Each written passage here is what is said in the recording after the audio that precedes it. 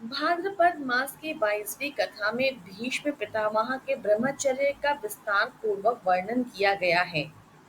भाद्रपद मास का प्रत्येक दिन धर्म, तप, संयम और आदर्श जीवन मूल्यों की कहानी से जुड़ा हुआ है।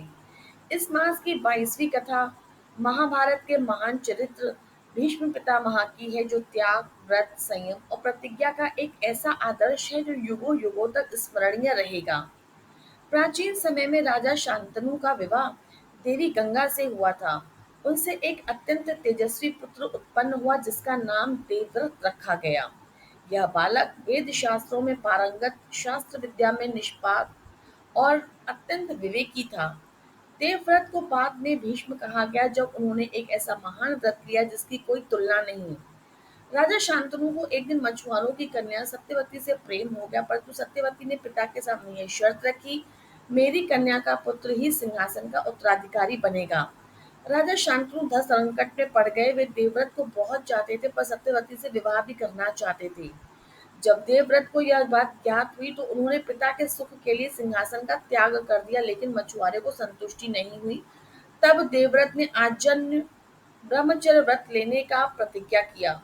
उन्होंने कहा, मैं जीवन भर विवाह नहीं करूंगा और न ही मेरे वंश का कोई वंशज सिंहासन का अधिकारी होगा। उनकी इस भीषण प्रतिज्ञा से तीनों लोग हिल गए और तब देवताओं ने कहा, भीष्म अर्थात जिससे भीषण व्रत लिया हो।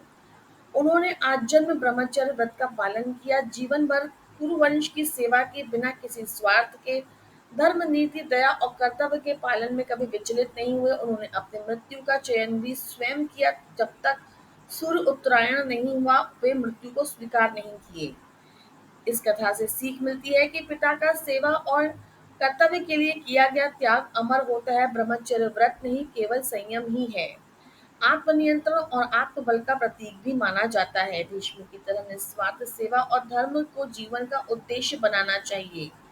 इस मास में की गई पूजा से भाद्रपद मास में भीष्म पितामह की कथा सुनने और उनके आदर्श को जीवन में अपनाने से आत्मबल और संयम की प्राप्ति होती है। जीवन में कर्तव्य बोध, निष्ठा और त्याग से भावना मजबूत होती है। यह कथा विशेष रूप से प्रेरणा स्रोत है।